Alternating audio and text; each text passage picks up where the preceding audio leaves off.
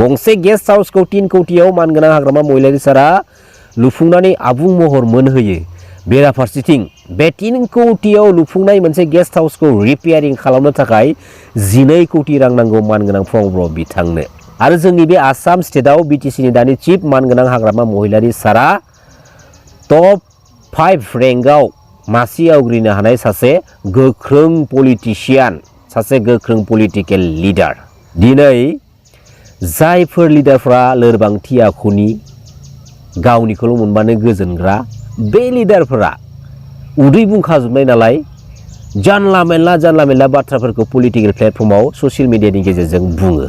आरो मानगोनां प्रमद बर' बिथांनि बिटिसि काउन्सिल गभर्नमेन्ट दैदेननायनि समाव आरो लास्ट थांनाय 2025 बिटिसि बिसायख'थिनि सिगां 2008, 2004, 2012 मायथाइयाव जालांनाय गुबुन हारिजों जा दानलाय सुलायनि जाथाय, बै जालांनाय दुखुनि जारिमिनफोरखौ रायखां पलिटिकेलि इस्यु खालामनानै मानगोनां हाग्रामा महिलारि सारनि थांनाय 17 इयार्सनि बिटिसि काउन्सिल गभर्नमेन्ट दैदेननायखौ दाय जाबसिन हरनो नाजानाय आरो दाय जाबसिन हरनो नाजानानै पलिटिकेल क्रेडिट लानो नाजानाय, बेफोर गासै बिथिंखौ बुहुमनि साफ्रोमबो बर' फिसाफ्रा दिनैयो दांनाय रोखा नुजोबखाबाय।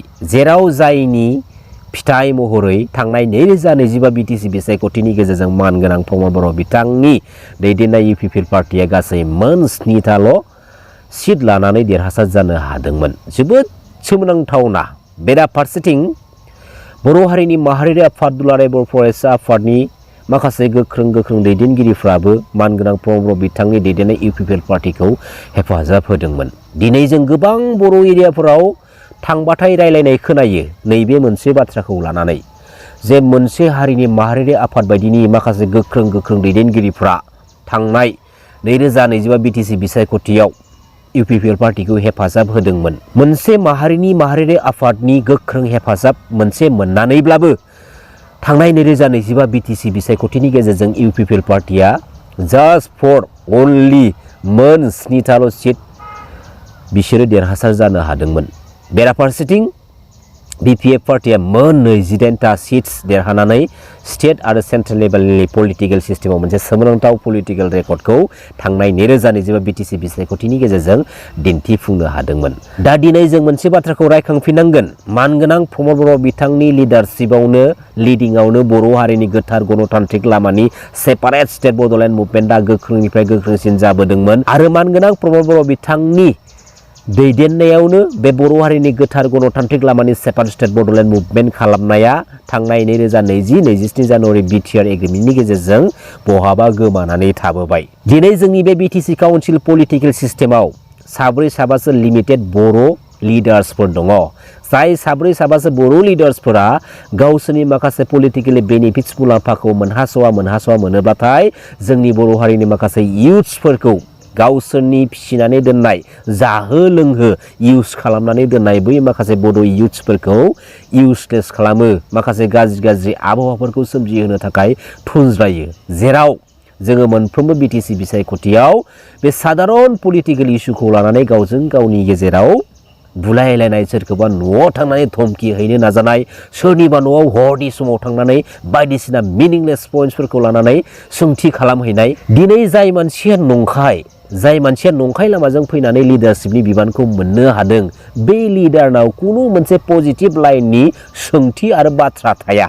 आरो बै नंखाय लाइनजों फैनानै लिडारशिपनि क्वालिटिखौ मोननाय लिडार्सनि उनाव रावबो सासेबो पारफेक्ट इयुन जेनेरेशना स्टेन्ड जाया। जेराव बिस्रा कुनु मोजां साननो हानाय गोहोआनो गैला, गावनि केरियारखौ स्टेन्ड खालामनो थाखाय बिस्रा मोजां कुनु मोनसे पइन्ट्सखौ लानानै बाथ्रा बुंनो हानायनि लामायानो गैला। बेनिफ्राय बिसोर मा खालामनो नाजायो, हानायखौ नारसिन नुस्रिनबाबो जबरदस्ति सोरखौबा बुनाय, सोरखौबा धमकी होनाय बायदिसिना।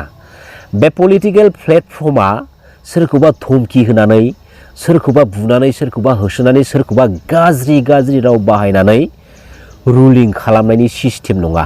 दिनै नों मोनसे पलिटिकेल पार्टिखौ फोथांनो थाखाय मोनसे पलिटिकेल पार्टियाव थानानै गाज्रि राव बाहायबाय थानानै दिनै सोरखौबा धमकी होबाय थानानै नोंनि बे पलिटिकेल पार्टिखौ मालाबाबो नोङो गोजौ फारसे दावगाहोलांनो हानाय नङा। दिनै नों नोंनि मोनसे पलिटिकेल पार्टिखौ फोथांना लाखिनांगौब्ला नों मानसिया जेनुइन जानांगोन। नोंनि जिथु नेचारा आब्रुथि गोनां जानांगोन। बे दादागिरि गाज्रि राव बाहायनायजों नोंनि पार्सनेल लाइफजों लोगोसे नोंनि माखासे स्टेन्डार्ड क्वालिटिजों लोगोसे नोंनि बे पलिटिकेल पार्टिनि इमेजखौबो नोङो हाइलाइट खालामनो हाया। आरो जाय मानसिनाव धोरोम गैया, जाय मानसिया लेक अफ नलेज, बेहा गियाननि जोबोद आंखाल, गियान गैया, बैफोरबायदि सुबुंनि मेन्टेलिटियाव खुगायाव जेब्लायबो गाज्रि गाज्रि राव फैयो। बे बाथ्राया 100% सैथोमान गोनां रायजो राजा आफा बिदा फंबायमोन। आरो बे जोंनि बिटिसि काउन्सिल पलिटिकेल सिस्टेमाव जायफोर सुबुंफोरा गावबागाव पलिटिकेल पार्टिनि क्रेडिटनि थाखाय ससियेल मिडियायाव ओंखारनानै गाज्रि गाज्रि राव बाहायो, बै सुबुंफोरा सानफा एफा बांसिननिफ्राय बांसिन गावसोरनि मोजां मोननाय पलिटिकेल पार्टिनि इमेजखौ गाज्रि गोथौ हाखर फारसे लांगासिनो दङ। आरो दिनै सोरबा पलिटिकेल लिडारनि बुंनाय बाथ्राखौ नोंहा जुदि गोजोननाय मोनाखैब्ला, बे लिडार बुंनाय बाथ्रानि एगेन्स्टआव नों जुदि बाथ्रा बुंनो गोसो जादोंब्ला, बे लिडार बुंनायनि सायाव नों मोनसे कुइसन खालामनानै सोंथि खालामहरनो हायो। नाथाय बिदि नङा जे बै लिडारखौ गाज्रि गाज्रि राव बाहायबानो जे नोंनि साननाय, नोंनि मावनाय, नों जेराव दं बियो हाइलाइट जागोन, बियो मालाबाबो जानो हाया।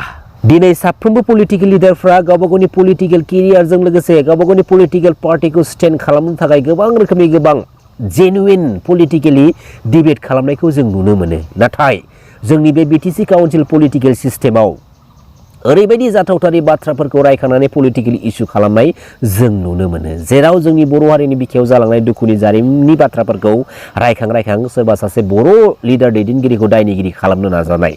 बे माखासे डार्टि पलिटिकेल इस्युआ जों बर' माहारिनि सिस्टेमनि थाखाय मोजां नङा, जों बर' माहारिनि इयुन जेनेरेसन आरो एट प्रेजेन्ट जेनेरेसननि थाखाय मोजां नङा। दिनै लिडारजों लिडार पलिटिकेल डिबेट जायो, बिसोर मालाबा होसोलायनानै बुलायलायो नामा, बिसोर मालाबा बाग्रायलायो नामा। नाथाय बै लिडारनि सामसागिरिफ्रा, एसे संख्रि सोलानो मोननायफ्रा, जायफोरनावनि खुनु मोनसे गियान गैया, नलेज गैया, दिनै बिसोरो पार्टिजों पार्टि लालायनानै सोनारलायनानै बाथ्रा बुंनानै सोरखौबा न'आव थांनानै धमखि हैनाय, सोरखौबा बुनो नाजानाय, सोरखौबा जुगुमनाय, बियो मोनसे पलिटिकेलनि सिस्टेम नङा दै, गोसोआव लाखि। आरो दिनै मोनसे बाथ्राखौ नोजोर हो, दिनै सोरखौबा सोरजोंबा फट' एड खालामनानै बा सोरनिबा पार्सनेल लाइफआव हाबनानै ससियेल मिडियायाव पलिटिक्सजों रिलेटेड खालामनानै पस्ट टेग खालामनाय, स्टेटास शेयार खालामनाय, बायदिसिना रोखोमनि बाथ्रा बुंनानै भिडिअ शेयार खालामनाय, बे बुस्थुआ खिन्थु पार्सनेल जालाङो। खारन नोङो रावनिबो लाइफखौ नों गुदिबो मिथिया बिजौबो मिथिया। आरो जुदि नों एसे सोरनिबा खोनादोंब्ला, बे खोनानाय बाथ्राखौ लानानै नोंहा रावखौबो इनसाल्ट खालामनो हानायनि मोन्थाय गैया। बे थासारियानो पार्सनेल जालाङो। पार्सनेल जालांनायनि उनावहाय मा जानोसै, मालाबा समाव बिदिनो बांनायनिफ्राय बांनाय गेदेर जालांनानै बिदिनो बुलायलायनाय जानोसै। जेब्ला बुलायलायनाय सोमजियो अब्ला मा जानोसै, मा नै बिपिएफनिया इउपिपिएलखौ बुदो, नै इउपिपिएलआ बिपिएफखौ बुदो, बे मोनसे आरो गाज्रि थासारि सोमजिबावबाय। अब्लाना नायदो, दा बेखायनो मोनसेल' बाथ्राखौ आं रिकुवेस्ट खालामगोन, सोरनिबा पार्सनेल लाइफखौ पलिटिक्सजों रिलेटेड खालामनानै ससियेल मिडियायाव ट्रल खालामनायनिफ्राय गोजानाव था आरो बे हाबाफारिखौ गार। गोजोन्थों, खुलुमबाय, जै बर' हारिनि, जै बर' बिमानि।